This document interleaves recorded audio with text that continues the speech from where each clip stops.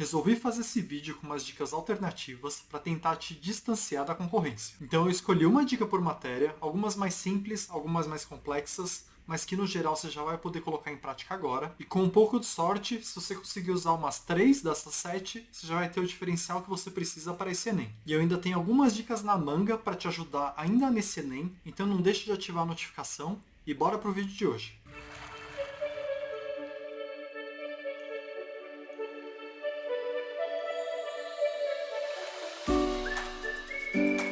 Então vamos direto para as dicas, e a primeira dica é de matemática, e o nome dela é O Homem que Dividia, e ela serve também para a natureza. É comum no Enem colocar em contas de multiplicação e divisão, que se você for direto para a conta, você vai demorar muito para fazer, porque eles usam números justamente para que separem os alunos que pensam antes de fazer a conta e aqueles alunos que vão fazendo direto a conta sem pensar. E esse é um mecanismo super comum na prova para fazer com que as pessoas demorem mais para fazer uma questão. Então quem pensa antes de fazer a questão e dá um jeito de fazer aquele cálculo de uma forma mais simples, vai ter vantagem, porque vai fazer essa questão mais rápida e vai sobrar mais tempo para outras questões. Então, antes de sair fazendo qualquer cálculo, você sempre tem que tentar simplificar a conta antes. E tem jeitos de fazer isso. E o método que eu mais gosto, e é o método que eu vejo que funciona muito bem, é o método dos números primos. E o número primo é um número que só pode ser dividido por ele mesmo e por 1. E aí o método é o seguinte: você vai pegar um número que não tem casa decimal e vai transformar esse número em todos os números primos que formam ele. Porque um número ou é primo ou é formado por primos. Não tem outra opção para os números que não têm casa decimal. E em uma divisão é muito bom você conseguir fazer isso, porque se você decompõe o número de cima pelos seus números primos e o número de baixo pelos seus números primos, vai ficar muito mais fácil você sair riscando os números que se anulam. Então, por exemplo, tem esse número aqui, 210 vezes 11 dividido por 77 vezes 30. Se você for fazer a conta de divisão e multiplicação, você vai demorar muito tempo. Se você pegar esse número e decompor todos esses números por números primos, e é rapidinho fazer isso, você vai ver que fica ridículo, porque os dois números, o de cima e o de baixo, são exatamente os mesmos quando você decompõe para números primos. E vários dos cálculos do Enem, e principalmente em física e química, são feitos para que você consiga simplificar dessa forma. Demoraria muito mais tempo você fazer a conta. Se você fizer a conta, você vai perder o tempo de umas 3 questões fazendo. E às vezes é uma conta por alternativa. Se você usa esse método de simplificação dos números primos, que é o que eu pessoalmente gosto, mas você precisa entender o conceito de número primo, você vai fazer muito mais rápido um monte de questão. E se você quiser mais detalhes sobre isso, eu explico bem melhor no meu vídeo de como fazer matemática de uma forma mais rápida. E todos os vídeos que eu mencionar nesse vídeo eu vou deixar na descrição para você dar uma olhada mais aprofundada se você preferir. Mas a lógica aqui, a dica no geral é, antes de sair fazendo as contas, tenta simplificar. Que várias das contas dá para simplificar no Enem. O Enem é feito para isso. Se você simplificar, você faz mais rápido. Se você não simplificar, você também vai conseguir fazer a questão, mas você vai demorar muito mais. E a dica avançada, além dessa de simplificar, é você pode usar esse mecanismo que eu uso de transformar um número que não tem casa decimal em números primos. Como todo número ou é primo ou é formado por primos, muito provavelmente você vai poder riscar um monte de número e vai deixar uma conta muito mais fácil e às vezes até anular um monte de número. Então esse foi o primeiro poder. Bora para o segundo poder, que é um poder de física, é uma dica para física em especial, e é a dica do Visão Raio-X. E essa é uma dica que não só vai te deixar bem mais rápido em física, como vai fazer com que você acerte algumas questões que são mais conceituais. E essa dica, se você for se aprofundar, vai demorar um pouco mais de tempo, por isso eu vou te dar uma listinha aqui para te ajudar. E ela se trata de tentar entender como as coisas funcionam, em especial os eletrodomésticos do seu cotidiano. É muito comum o Enem brincar com você, pegar um aparelho que você usa todo dia e perguntar para você como funciona e quais são os conceitos de física e química que estão sendo utilizados para fazer aquele aparelho funcionar. E algumas vezes você pensando um pouco, você vai chegar em uma conclusão, mas no geral, se você já saber de antemão como funciona tal aparelho, você vai responder a questão instantaneamente e não vai perder nenhum segundo. Sem contar que o risco de você errar é muito menor, porque você já viu isso antes na vida e já sabe meio como funciona. Então aqui eu tenho vários exemplos e alguns deles eu posso te falar agora para você já ir preparado para esse Enem. Então, por exemplo, a fibra ótica que você usa na sua internet, ela funciona a partir de reflexão da luz e você tem que conhecer o conceito de índice de refração. Se você fala de celular e tablet e falar de tela touchscreen, você precisa entender que isso funciona por meio de campos elétricos. Você precisa saber que o micro-ondas funciona por meio de ondas eletromagnéticas. você precisa saber que no seu chuveiro que você usa todo dia tem o que a gente chama de efeito Joule. Você precisa saber também que nos painéis solares que transformam a luz solar em energia, você está usando o efeito fotovoltaico. E tem mais um monte de conceito que, se você conseguir vincular a coisas do dia a dia, vai ficar muito mais fácil para sua prova, porque é possível que caia. Então, por exemplo, você pode falar de efeito Doppler, você pode falar de interferência de ondas construtiva e destrutiva, e uma série de outros conceitos. Então a dica 2, a visão raio-x, é tentar entender como as coisas funcionam, em especial as coisas que você está usando no dia a dia. E se você quiser saber mais sobre isso, porque isso vai te dar um monte de ponto de graça, eu tenho um vídeo falando sobre como coisas funcionam. Você dá uma olhada, tá na descrição. E vamos para o terceiro poder, que é o poder de história e filosofia, que é a dica das duas faces. E essa é uma técnica que dá para você usar mesmo quando você não conhece o que está sendo tratado na questão, então pode te ajudar muito em muitas situações. Na história, é comum, em alguns períodos, terem duas ideias antagônicas se confrontando.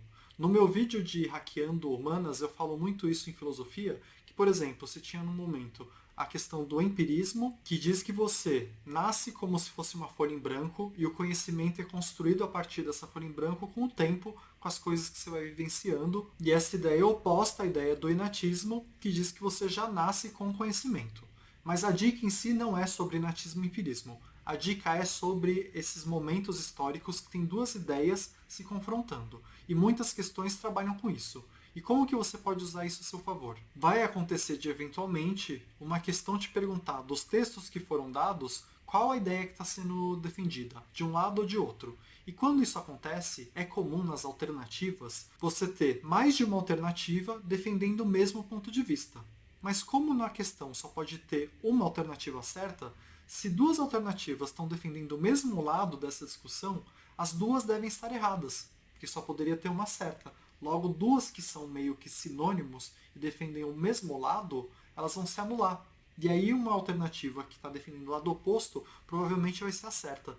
Então essa dica é uma técnica avançada de chute, que inclusive falou no meu vídeo de como chutar, e que funciona muito bem em Humanas no Enem. Inclusive eu dou uns exemplos práticos no vídeo de como chutar, então você deve ter em mente isso. E não funciona apenas em filosofia, funciona em história, pode funcionar até em linguagens. É bom você conhecer, pode ser um diferencial para você. Então vamos para a nossa quarta dica, nosso quarto poder, que é o dom da premonição. E essa dica aqui é uma que eu falei no meu vídeo de ultra técnica de linguagem e é basicamente a ultra técnica em si.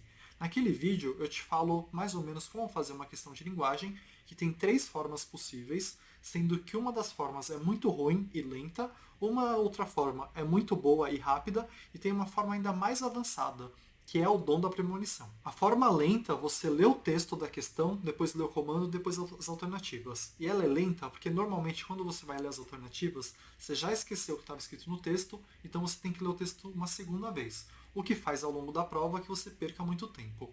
A técnica boa é, você começa pelo comando, dá uma olhadinha nas alternativas, e aí você vai ler o texto já sabendo o que procurar. E você ganha tempo porque não lê o texto 2 vezes, lê apenas uma vez. E tem uma terceira técnica, que é a outra técnica, que é o dom da premonição, que é o seguinte: você vai ler o comando, e se naquele comando te pedir uma parte bem específica do texto, antes de ler as alternativas, você vai nessa parte do texto e dá uma olhada nela. Se você conseguir responder a pergunta sem olhar nas alternativas, na hora que você vai para as alternativas, você provavelmente já vai encontrar uma alternativa lá que é igual ao que você pensou ao ler o comando. Então você meio que tenta adivinhar qual a resposta, para quando você for para as alternativas, você já vai encontrar direto o que é. Vai ser muito mais rápida essa técnica e mais precisa, porque você não vai ficar em dúvida entre todas as alternativas. Então se você quiser mais detalhes, você vai para o meu outro vídeo, que eu falo mais de 10 minutos sobre isso, mas é o dom da premonição. Você lê o comando, lê um trechinho do texto e tenta adivinhar qual seria a alternativa certa antes de ver as alternativas. Se tiver uma alternativa igualzinha ao que você pensou, muito provavelmente é a certa. E você faz a questão no automático. Então esse foi o nosso quarto poder. Vamos para o nosso quinto poder, que é de geografia. É o poder do viajante no tempo. É impressionante como até hoje a gente usa muito o grego e o latim nas palavras do nosso português. Várias das palavras que a gente usa no dia a dia são formadas por prefixos e eventualmente sufixos que ainda estão no grego e no latim. E você consegue usar isso a seu favor também, e até eventualmente responder perguntas sem saber o conteúdo daquela pergunta, que é o que eu faço na minha resposta de uma questão de humanas, que eu respondo de 3 jeitos diferentes, e um dos jeitos que eu respondo ela é usando isso que eu falei do grego e do latim. Então tem vários prefixos que caem muito em geografia, em biologia, e eventualmente podem te ajudar em linguagens, porque cai algumas questões de formação de palavras. Então ter um conhecimento básico disso pode te ajudar. Se você tivesse muito tempo para estudar, o que eu recomendaria é você fazer uma lista de prefixos, e aqui eu vou até te dar uma listinha que eu olhei na última prova e teve um monte. Numa prova só você já vê um monte. Tem coisas como des, intra, inter, multi, mono, di, in, meta, oligo, endo, exo e um monte. Que caiu uma prova só já tinha um monte. Então você sabendo o que significa cada uma delas, por exemplo, intra é dentro, sub, por baixo ou embaixo, meta, além, e algumas são prefixos de negação, como se colocar in na frente, colocar des na frente, colocar ante na frente. Enfim, cada um dos prefixos vem carregado de um sentido. E se você souber esse sentido, eventualmente você vai se deparar com palavras que você não conhece a priori, mas você descobre o significado durante a prova, construindo a soma dos prefixos e sufixos que essa palavra contém. Que é exatamente o que eu faço na questão que eu te falei que eu resolvi ela de 3 formas diferentes. Mas aí você vai falar assim, mas o Enem está perto e não tem como eu fazer essa listinha. Tudo bem. O que você pode fazer a partir de agora é, sempre que você se deparar com um prefixo, você ter a curiosidade de ir atrás e ver o que significa. Mas na prova, para esse ano já, caso você se depare com uma palavra que você não conhece, tenta dividir ela em partes e vê se você acha uma outra palavra que você conhece que tem o mesmo prefixo dela. E assim você consegue descobrir o significado, ou no mínimo você cria uma hipótese que talvez responda aquela questão. E você passa a ter um pouco mais de chance. Isso acontece bastante em geografia e biologia, que usam esses prefixos direto. E esse era o 5º poder, o viajante no tempo. Então vamos para o 6º poder, e é um poder de biologia, e é algo que dá tempo de você fazer, que é o ativista ambiental. E aqui é assim, as pessoas não se tocam o quanto que cai o tópico impacto ambiental na prova do Enem e em quantas matérias isso pode cair. Esse tópico, apesar de eu ter colocado em biologia, que é o mais óbvio, porque tem ecologia, ele cai demais em várias matérias. Ele cai em geografia na parte de agricultura, ele cai em geografia na parte de urbanização, ele cai em linguagens e sociologia na parte de sustentabilidade, ele cai direto em biologia, não só em ecologia, como em zoologia, como em botânica, ele cai em química, como no estudo de gases, como nas reações químicas, e cai em mais um monte de tópico, porque esse tópico é o tópico multidisciplinar. Então você não pode ir para o Enem sem ter o poder do ativista ambiental. Você tem que conhecer tudo sobre isso. E eu tenho um vídeo de 20 minutos que eu te falo 21 impactos ambientais. 21 ações antrópicas que geram impacto ambiental e afetam o mundo e afetam também a humanidade. Então dá uma olhada nesse vídeo que vai te ajudar tanto no dia 1 quanto no dia 2 e tem um potencial de te dar vários pontos, não é um ponto só, pode te dar ponto em um monte de matéria diferente.